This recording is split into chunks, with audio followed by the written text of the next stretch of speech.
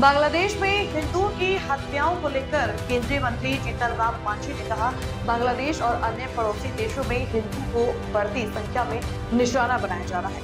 Partition के समय भारत में अल्पसंख्यक आबादी 7% थी, आज ये 18% है, और क्योंकि हमने उन्हें आश्रय दिया और पोषित किया। वहीं पाकिस्तान में पार्टीशन के समय हिंदू आबादी 11% थी, लेकिन आज ये केवल 1% रह गई है। बांग्लादेश भी इसी मार्ग पर प्रतीत होता है। मैं नहीं कर सकता, वैसे वो भी इम्पोर्टेंट चीज है, लेकिन ये मैं मानता हूँ कि चाहे पाकिस्तान हो या बांग्लादेश हो, भारत के एक बूंद के दो दाने हैं। हमारे लोग वहाँ हैं, वहाँ के लोग यहाँ हैं। हम यहाँ पर जो उस तबके के लोग हैं उनको हर तरह से प्रिजर्व करके रखे हैं। हद से हद तो राष्ट्रपति तक के पद भी दिया है, और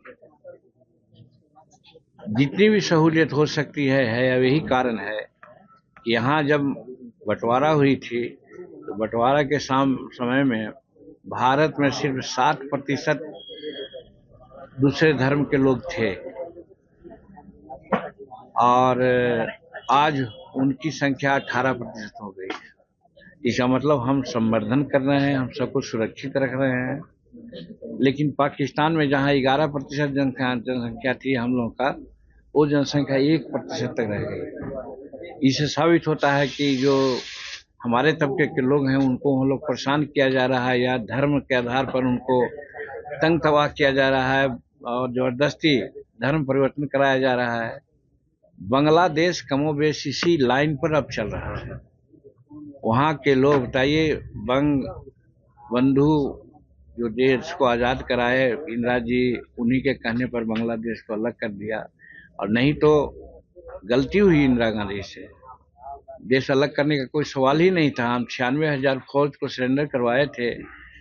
हमको प्राउड है अपने यहाँ के सेनाओं पर, और उनकी मेहनत बेकार कर दी हो।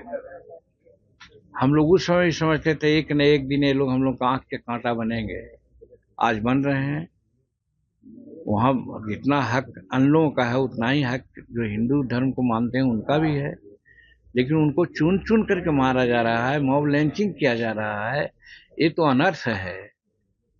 हम समझते हैं चीन में भी हिंदू हैं और सब दूसरे राष्ट्र में भी हिंदू हैं, तो वहाँ कहाँ ऐसा हो रहा है, लेकिन यहाँ ऐसा क्यों हो रहा है? तो जानबूझ करके ये लोग परेशान कर रहे हैं, उस्का रहे हैं। हम समझते हैं कि भारत के लोगों को, हमारे भारत के नेताओं को इस पर संज्ञान लेना चाहिए, बात करना चाहिए।